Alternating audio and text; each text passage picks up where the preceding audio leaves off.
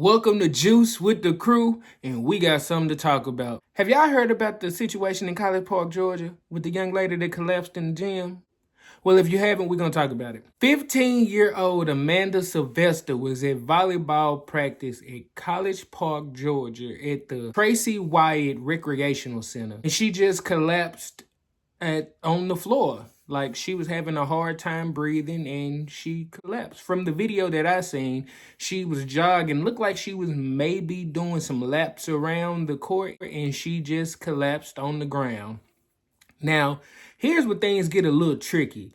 When they called for first responders, aka EMS, aka my best friends, because I have a disability myself. I have epilepsy. I fall out, shake shit, shake the room, bring the house down. Look it up if you don't know what it means. But when they called for EMS or whatever, they had a bit of an issue, for lack of a better word. It was a delay. They were taking forever to get there, and they were having all these issues. And then we know Atlanta got traffic and all of it. Well, College Park, Georgia in general, has traffic and all that, like most cities, but they were just taking a long time to get there. And then when they did get there, they ultimately said they couldn't take her due to legal reasons. I don't know what legal reason it could be at this point, bro. Like, hey, they calling y'all to do a job. You got to take her. But nonetheless, mom put on her cape and tried to put her in the car and take her to the emergency room herself.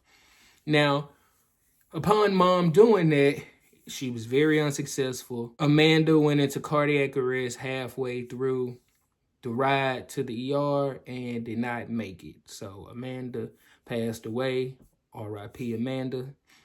But back to the EMS people. So when they got to talking to the EMS, nobody had any answers. No why, who, what, when, where. No reason other than he did it. No, he did it. No, he did. No, he did it. You was driving. Things along those lines. So it was just a lot of back and forth finger pointing, no real answers. And my thought process on this situation, seeing as to how I'm in the back of these EMTs and EMSs all the time and ambulances, I go into vegetative state a lot, which means I close my eyes, I look dead, but I can hear everything around me. So I hear a lot of stuff. They do say and do a lot of unnecessary shit. Like, if y'all come to my comedy show, I have a joke where I tell about my experience in the back of an ambulance once, and how this guy answered his phone and was arguing with his girl. Like, y'all, it's true. And I said that to say the fact of them pointing their finger at each other and nobody really explaining or saying what really, the real reason for any of this and not being able to take and legal with this and that, the reason why y'all took so long, this and that, it don't shock me. It don't surprise me. The real thing that surprised me is y'all let a 15-year-old die. Like, nobody just had the heart be like, bro, fuck it, bro. We'll deal with D4 later, bro. Just put her in the ambulance, bro, and let's get her to the ER. We'll deal with the supervisor in the head later. And ultimately, we'll tell them, so we were just supposed to leave her there? We were just supposed to leave her there. Because that's ultimately what y'all did. Y'all cared more about all this legal this and legal that. Bro, heart, humanity. It's a 15-year-old that needs to get to the hospital. Who gives a fuck about what the boss is going to say and legal? Deal with it later, man. Like, I don't know what was going on. I can't speak on what was happening.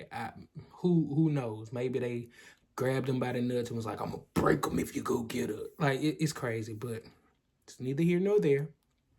Just sticking with the facts, guys. Just sticking with the facts. That's all I can do. But me personally, I've heard my EMTs and EMSs be like, hey, look, we'll deal with that later. Let's get him where he need to go. We'll deal with all that later. And when I opened my eyes and was able to talk, whoever voice they was, I matched it with it. And I was just like, hey, that was you that was talking when I was in the such and such. And they was like, yeah. I was like, hey, bro, I appreciate it. I heard everything you said.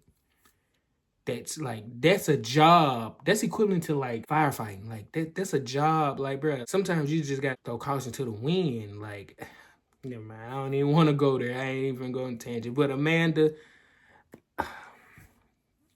rest in love, honey. And family, my heart is with y'all, the mother, because I know my mom would be having to deal with me with my seizures. So I can only imagine if I got put in a car with her and then I didn't make it. So, like, I ain't cool with that.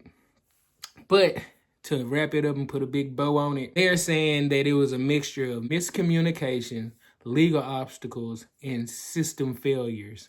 Reason why we are where we are. That's it. That's all I have for Miss Amanda Sylvester. This is probably not one of the most hyped Juice with the Crews, but hey, it was the information that needed to be spread. So if you are a coach or you have a child that plays any sport, please be on the lookout for these signs and things like that. Like, coaches, it's all right to push them, but just be aware. Be aware of what you're doing. And parents, listen to your kids. Like, and they be like, man, my chest hurt. I be at practice and the coach be there. Be aware of what's going on. That's it for this Juice with the Crew.